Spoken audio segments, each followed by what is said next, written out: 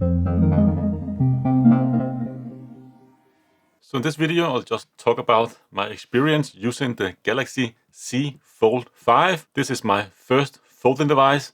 I've definitely been very curious about trying out a foldable phone, but up until this point, I felt like the price point and also durability haven't quite been there yet. But with the Z Fold 5, not only had they a great discount on this particular phone, but it also came included with a Galaxy Watch 5 Pro. So that was kind of a good deal. So I couldn't really resist, even though I do have a Galaxy Watch 5 Pro already. I've used this phone for around 2 months now as my primary device. In this video, I'll just ramble a little bit about my experience using a foldable phone for the first time. So first off, folding and unfolding this phone, it hasn't really been that much of an annoyance. So of course, every time you want to interact with the phone, other than of course the front display, you of course have to unfold it to reveal the internal display. And that's one nice thing about this phone. It's actually the display. It is kind of the size of a bigger smartphone, but of course when you fold the phone in half, you don't really have the same footprint in your pocket as a big smartphone. This is of course a little bit thicker. That's something you do have to get used to, but it's not really been an issue for me personally. But the act of folding and unfolding the phone hadn't really been an issue for me. I kind of like that. Not only when in a call I want to end the call, I can just, of course, flip the phone off or close the phone. I really like that feature. You can also enable so that every time somebody calls you, when you open up the phone, it will automatically answer that call. I haven't really enabled that as of yet, but it's definitely been a few scenarios where I felt like that could have been a nice feature to have. Specifically here in winter times, it would have been nice just to open the phone and this way answer the call, and you can just take the phone up to your ears. Because of course when you're wearing gloves, you can't really answer the call using the gloves on the screen. You can get gloves that work on touch screens, but not all gloves do, and even those who does, it can sometimes be a little bit of an issue. So unfolding to answer the call, definitely something I will consider enabling in the future. But other than that, it's not really been an issue for me opening the phone, and you do get into the phone very quickly with the fingerprint sensor on the side. I do really like that fingerprint sensor. It is a little bit faster than under the screen fingerprint sensors of my Galaxy S23 and S23 Ultra that I still have around. So it's very quick and also very convenient because you already have your finger here. When you kind of want to open the phone, you can already just unlock your phone when it's in close position and opening it up, and it would already be ready to go. So definitely do like that, and I feel like it's not really a hindrance for me to get inside the phone. One thing you really need to get used to is the very tall display. It's kind of a weird aspect ratio, especially if you're watching videos. You don't really get that much real estate. This is one of my own videos. I do record in 2:1, so it's a little bit wider compared to like 16:9, but still it is a very wide phone when you're holding it like this. Not really that tall, so the most videos are actually quite a bit smaller comparing here to my S23 Ultra. You can see it does go out pretty close to the edge of the display versus the Z Flip 5 here. You can see you do lose out a little bit in screen size, but once you really get used to that, it's not really been an issue for me personally, but you definitely notice the difference switching between the two. Whenever I use my S23 or 23 Ultra, the screen just feels so wide compared to this very narrow and very tall screen of the Z Flip 5. Both of them have their ups and downs in terms of aspect ratio, but I will still probably lean towards the more regular type of resolution or aspect ratio as the S23 Ultra here. One thing I'm not really a fan of is of course the crease. Not because it is visual, it definitely is, especially in some angles and in some lighting conditions. But the most irritating part for me is the fact that it is right near my thumb. Whenever I'm doing any kind of scrolling, my thumb always just hit this crease. I'm trying to kind of switch my position a little bit, so trying to scroll from the bottom side or from the bottom part of the phone here. So I won't really touch the crease, but I just find a lot of menu items and a lot of apps and so on. You kind of have to interact with the phone right about here. And I definitely do notice that, and that definitely am getting a little bit on my nerves. Not to the point that I cannot live with it, but just to the point that it's just a little bit annoying feeling that grease. It is very noticeable.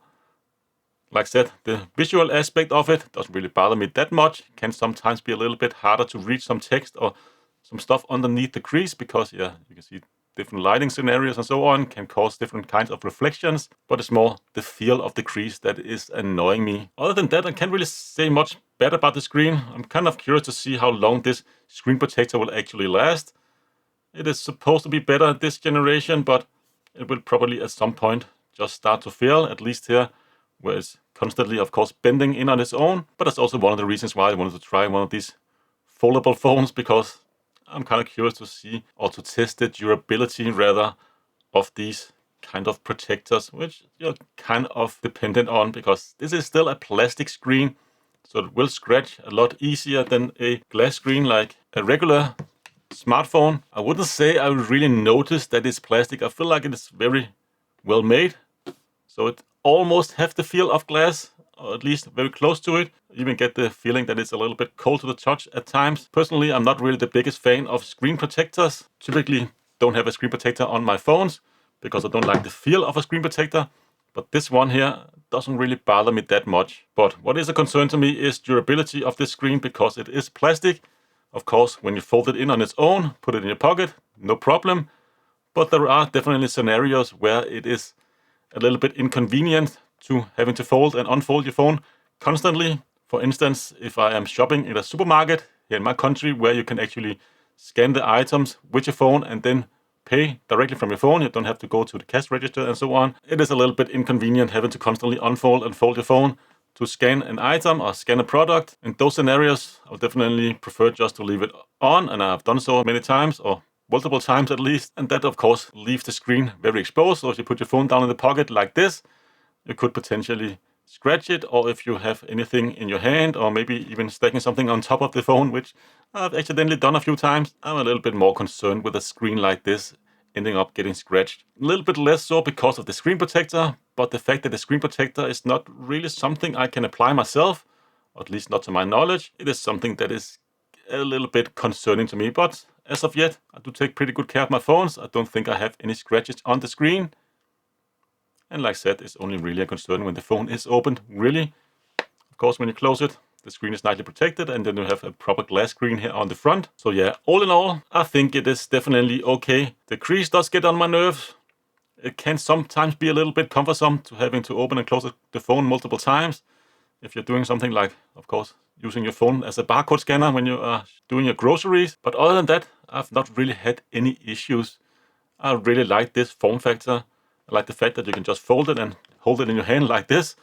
Also, I'm from the generation of foldable phones. One of my first phones was a Motorola StarTech. I don't know if you remember that, but not quite this form factor, maybe a little bit longer, a little bit narrower, but still, just holding a phone like this kind of brings me back to that era of foldable phones. So I kind of like this form factor, and I feel like it's a worthy trade-off. I'm only a little bit concerned about the longevity of a screen type like this. But I believe this phone, or at least Samsung, are probably the better ones out there. Not really that there is that many making foldable phones, but considering this is the 5th generation, hopefully they have ironed out all of those issues with the screen protectors and so on. The front screen, I don't really use that as often as I kind of thought I would. And it's nice that you can kind of swipe to the left and you can see your notifications. Don't really use it all that often. Also, when you play music, you do get that little animation down here, and click that. You can, of course, change the tracks and skip further ahead and so on. Like this song, I really like that. But what I don't like is that this screen disappears after a few seconds. And then you have to wake the screen and tap that little icon in the bottom. You can see there, now it disappeared again. And it's not on the screen when I wake it again. So you can see there, now it goes back to the default widget screen. And then I have to tap it again. So it's double tap plus tap that little icon to be able to change track.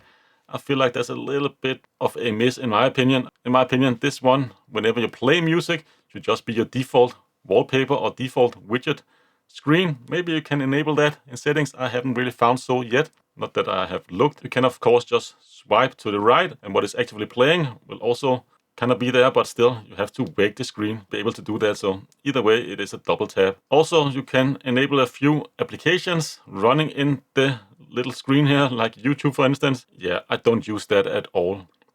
And I don't ever see myself using that, as well as map and messages. And you can also install Good Luck and unlock more applications to run on the front screen. But yeah, not something I'm personally interested in. What would have been nice would have been a OLED screen with variable refresh rate. So if it could go down to like 1 Hz and then have an always on screen, that would have been nice, because you can enable always on screen on this phone, but it will just drain the battery because the front screen always runs at 60 Hz.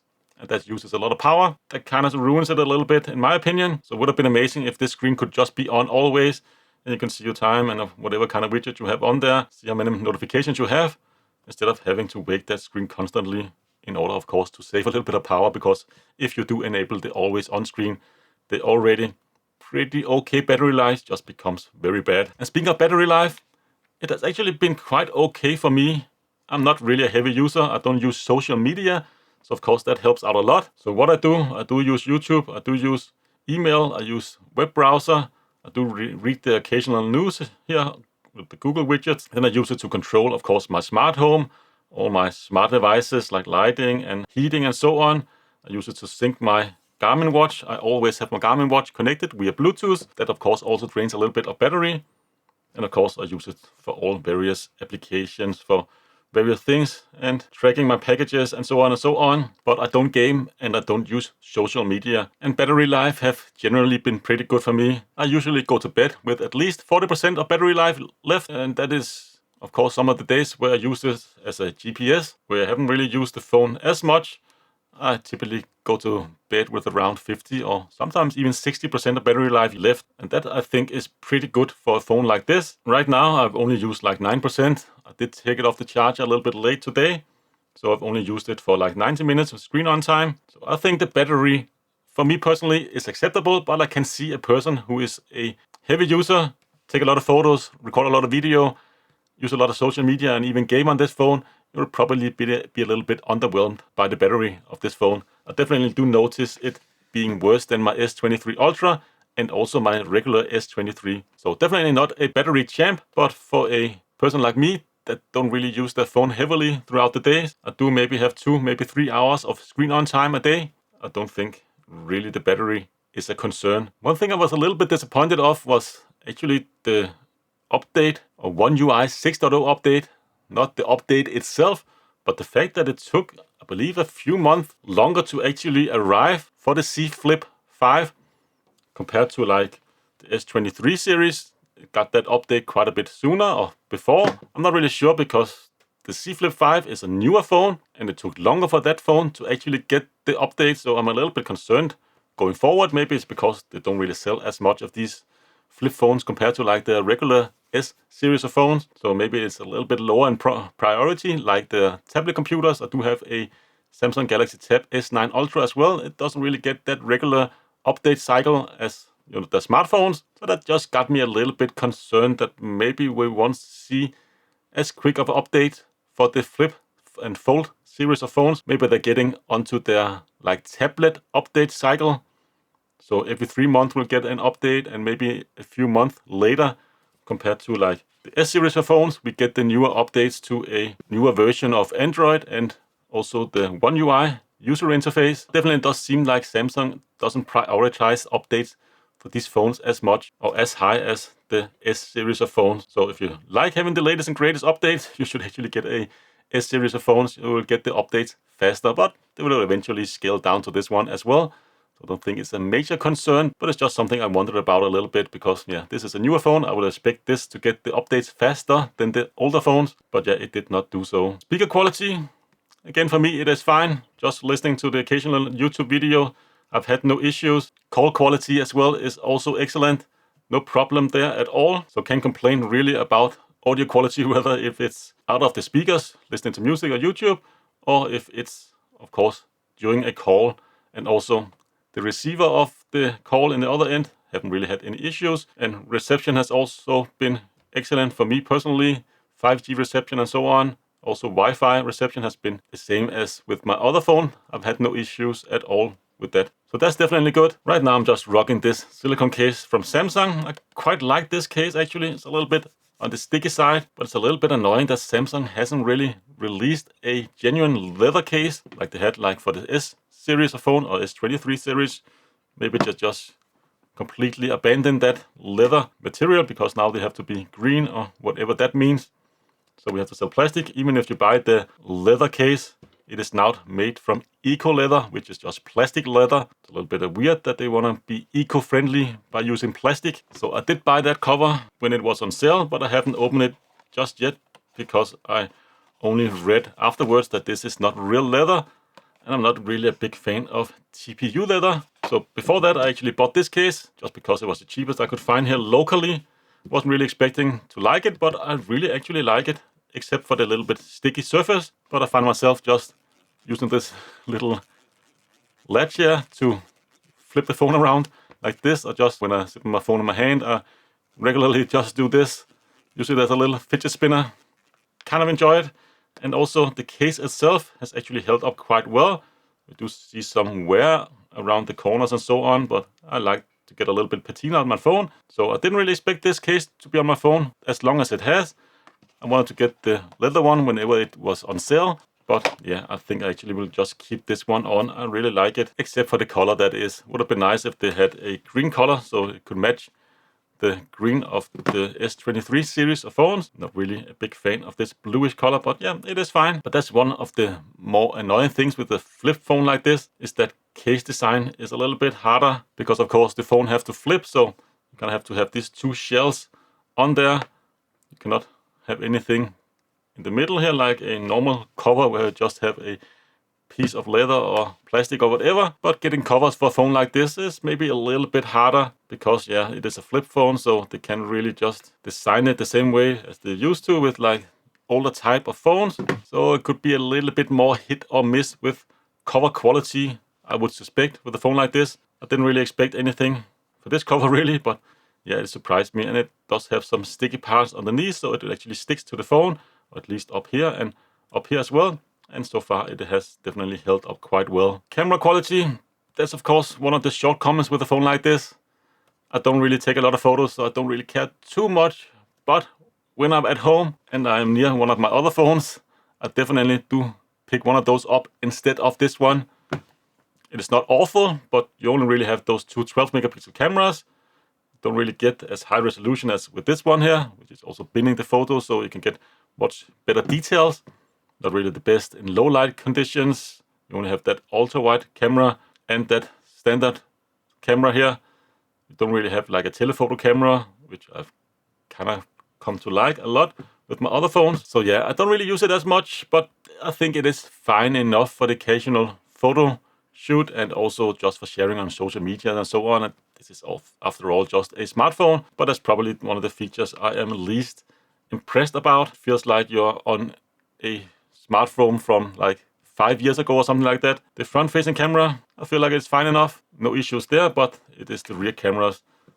They're good, don't get me wrong, but they're not like flagship quality, at least not in 2023 or even 2022 or 2021. Good enough, they'll get the job done, but I do miss out a little bit in terms of quality compared to like a flagship phone like the S23 Ultra. These cameras are just so good, and they've just improved quite a bit here with updates as well, to the point where, you know, I feel like a little bit left in the dust. And that's also one of the reasons why I can't really go 100% in on a phone like this, because you do miss out on certain features. You do miss out on the better quality cameras. You do miss out on some of the durability aspect of the phone. It's not really that waterproof as a, you know, more regular phone. It's not even dust proof at all, so still need to be very careful where you place your phone. Clean it off more regularly. So it's less durable, worse cameras.